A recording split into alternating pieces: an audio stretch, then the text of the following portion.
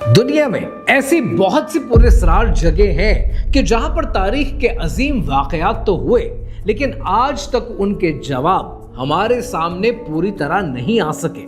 Modern science ने दुनिया की बहुत सी मिस्ट्रीज को तो सॉल्व कर दिया, लेकिन कुछ पजल्स आज भी इंसानी समझ के बाहर नजर आती हैं, और उनमें से एक है इजिप्ट के तपते हुए सहरा में खड़ी ग्रेट पिरामिड ऑफ गीजा।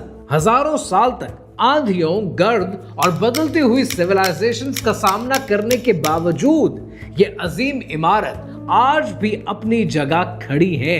लेकिन हैरानगी की बात यह है कि जैसे जैसे मॉडर्न टेक्नोलॉजी और साइंटिफिक रिसर्च आगे बढ़ती रही है, ग्रेट पिरामिड की मिस्ट्री सॉल्व होने की बजाय मजीद कॉम्प्लिकेटेड होती जा रही है। आज से तकरीबन 4,500 साल पहले जब इंसान के पास मॉडर्न ट्रेन्स या हैवी कंस्ट्रक्शन मशीन्स तक नहीं थी, तो फिर इतने लाखों पत्थरों को इतनी एक्यूरेसी के साथ एक दूसरे के ऊपर कैसे खड़ा किया गया। और अगर एंशिएंट इजिप्शियंस के पास इतनी एडवांस प्लानिंग थी, तो उन्हें इतनी परफेक्ट ज्योमेट्री, एस्ट्रोनॉमी और डायरेक्शंस का इल्म कहां से मिला? क्या ग्रेट पिरामिड वाकई सिर्फ एक कब्र थी, या इसके पीछे कोई ऐसा मकसद छुपा था जिसे शायद आज तक हम नहीं समझ सके? या बहुत से लोग जो इसे कौमे आद और कौमे सुमूद के साथ जोड़ते हैं, क्या वो बयानिया सच है? कहानी क्या है, आइए समझते हैं।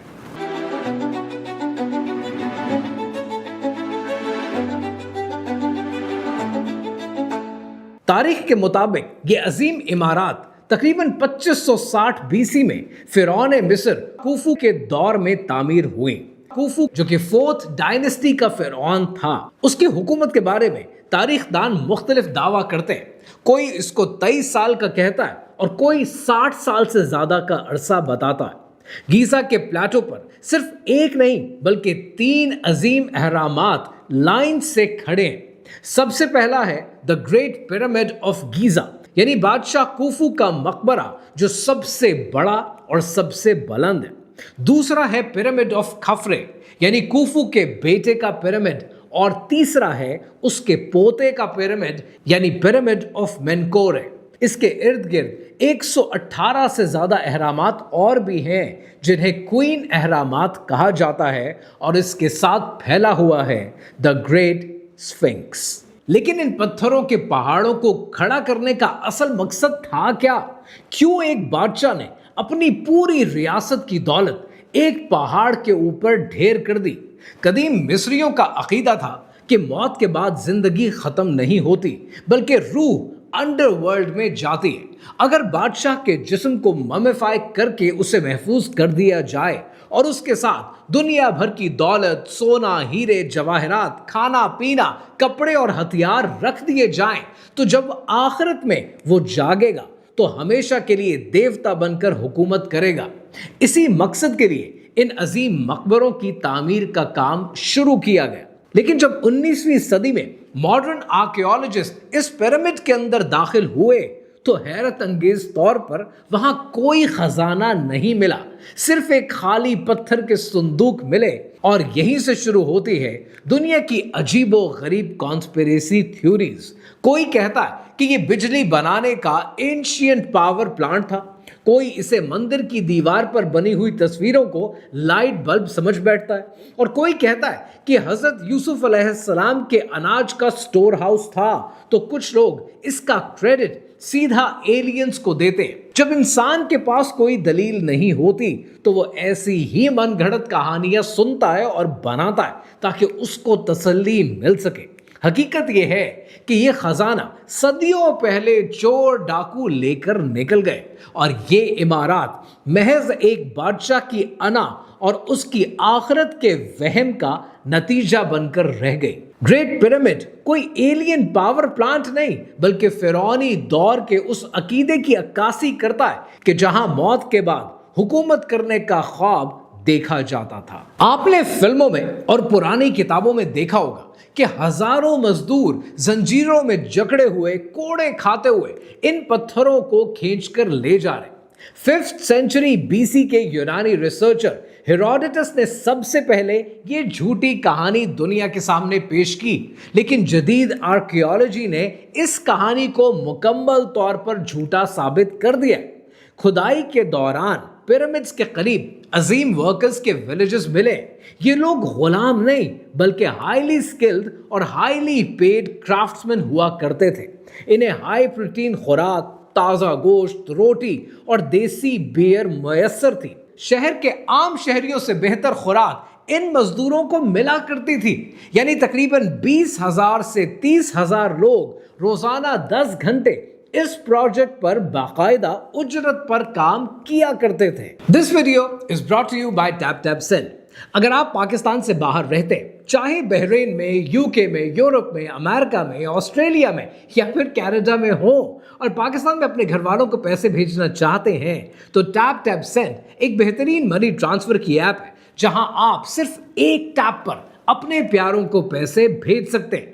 और TapTapSend की एक बड़ी खुशखबरी कि अब से TapTapSend बहरीन में भी अवेलेबल है। और अगर आप बहरीन में रहते हैं तो आप बगैर ट्रांसफर फी के पाकिस्तान में अपने घर वालों को पैसे भेज सकते हैं। और बहरीन से पहली बार TapTapSend इस्तेमाल कर रहे हैं तो मेरा प्रोमो कोड इम्तनान जरूर इस्तेमाल करें, क्योंकि ये इस्तेमाल करने से आपको फ्री BD5 का बोनस भी मिल सकता है। TapTapSend की खास बात यह है कि ये ऐप डाउनलोड करने और रिक्वायर्ड मिनिमम अमाउंट ट्रांसफर करने के बाद आपको ट्रांसफर चार्जेस से भी फायदा मिल सकता है। TapTapSend से भेजी हुई रकम आपके घर वालों को bank transfer, cash pickup, jazz cash और इजी पैसा के जरिए भी वसूल हो जाती है, और वो भी बेहतरीन एक्सचेंज रेट्स पर। सो अपने पैसे बचाना शुरू करें, TapTapSend डाउनलोड करें। अब जरा मटेरियल की तफसीलात देखें।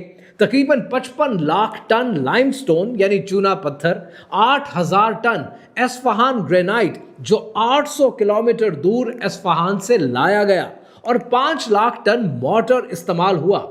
उस दौर में स्टील या लोहा मौजूद नहीं था, तो मिस्री सिर्फ कॉपर यानी तांबे का इस्तेमाल करते थे और औजार के लिए इसे इस्तेमाल किया जाता था। सख्त पत्थर तोड़ने के लिए वो डेलोराइट का इस्तेमाल करते थे। शिगाफों में लकड़ी के कील ठोके जाते थे, फिर उन पर पानी डाला जाता था। लकड़ी फूलती थी तो लाखों टन के पत्थर लाइन से टूट जाते थे, और फिर इन पत्थरों को दरियाए नील के जरिए लकड़ी की बड़ी कश्तियों पर ये पत्थर लाए गए। मगर सूखी रेत पर 2.5 टन से 80 टन के पत्थर को घसीटना ये नामुमकिन था।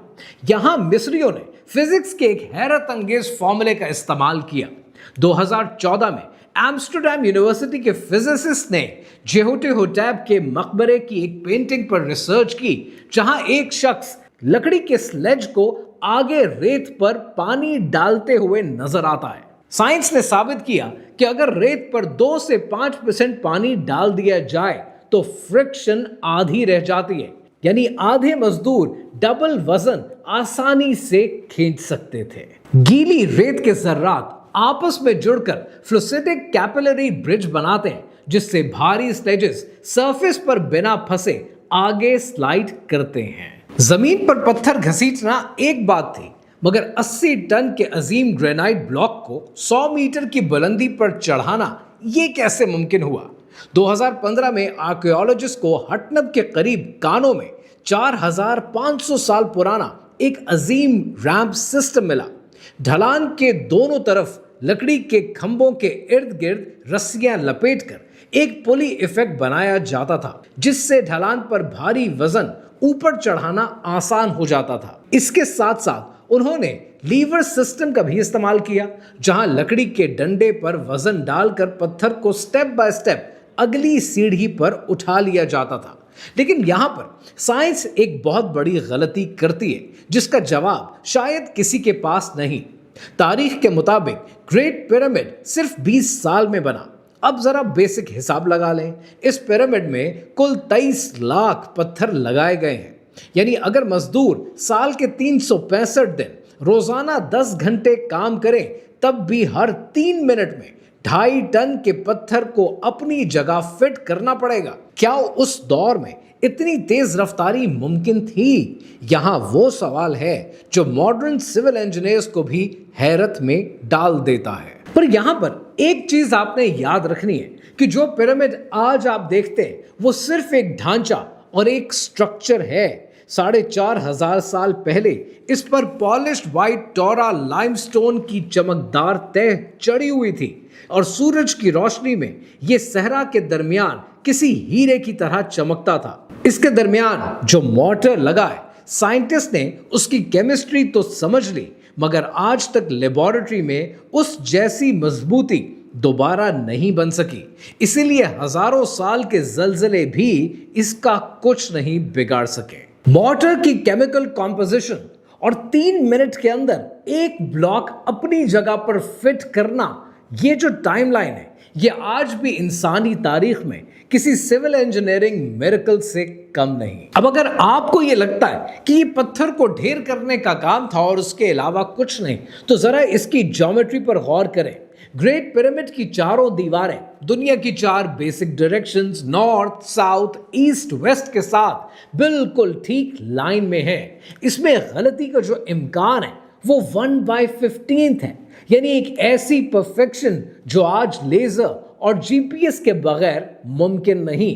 रिसर्चर्स के मुताबिक उन्होंने ऑटम इक्विनॉक्स के दिन सूरज का सीधा साया यानी सूरज के शैडो का मुशाहिदा करके ये लाजवाब सिमत निकाली। 1979 में रॉबर्ट बाउल ने मशहूर ओरायन कोरिलेशन थ्योरी पेश की थी, जिसके मुताबिक गीजा के तीनों अहरामात आसमान की ओरायन कॉन्स्टेलेशन के 3 सितारों की तरतीब पर बनाए गए थे।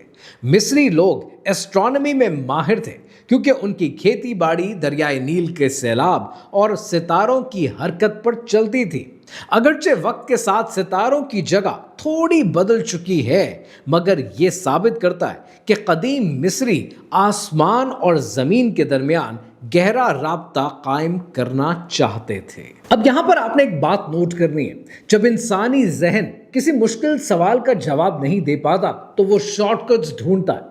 लोग एलियंस का नाम लेते हैं, मगर हकीकत यह है कि ये इमारतें इंसानी जहन, बेपनाह मेहनत और रियासती निज़ाम का सबूत है।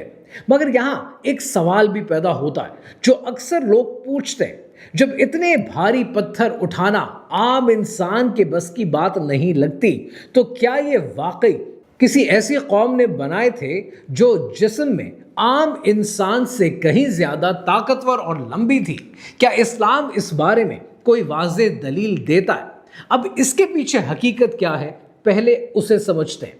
अहराम मिस्र किसी जादू या मख्फी कुव्वत का नतीजा नहीं थे, बल्कि कदीम इंसान के ज्योमेट्रिकल इल्म और दरियाए नील के निज़ाम का बेहतरीन इस्तेमाल का नतीजा थे। अक्सर इंटरनेट पर कॉमन डिस्कशन में ये गलत फहमी फैलाई जाती है कि शायद ये पिरामिड्स कौम आद के जायंट्स ने बनाए थे क्योंकि वो पहाड़ों जैसी कदो कामत रखते थे। लेकिन अगर आप कुरान मजीद का और मुस्तनद इस्लामी तारीख का मुताला करते हैं तो हकीकत साफ आपके सामने वाज़े हो जाती है। नंबर 1, कुरान पाक के मुताबिक कौम आद अहकाफ यानी यमन और ओमान के दरमियान रब्बुल खाली के शहर में आबाद थी, मिस्र में नहीं। उनकी अजीम बस्ती इरम थी जिसे अजीम सुतूनों का शहर कहा जाता था। नंबर 2, कुरान तीनों कौमों को अलग अलग बयान करता है। आद यानी इरम वाले, सुमूद जिन्होंने वादी में पहाड़ तराशे, और फिरौन जो महकून यानी पिरामिड स्टेक्स वाले थे। यानी कुरान ने फिरौन को जिल औताद महकून वाले कहा है, जो जमीन में गाढ़े गए अहरामात की तरफ इशारा है। यानी ये इमारतें मिस्र के फिरौनी दौर के बादशाहों और उनके मजदूरों ने ही बनाई थी। अहराम मिस्र की तामीर की कहानी तो आपने समझ ली, वो अहराम कि जिसमें बहुत सी ममीज डिस्कवर होती हैं। वहीं एक ममी के साथ the book of the dead भी डिस्कवर हुई कि जिसके ओकल्ट में और इंटरनेट की दुनिया में बहुत से चर्चे हैं, और वो कहानी अभी बाकी है।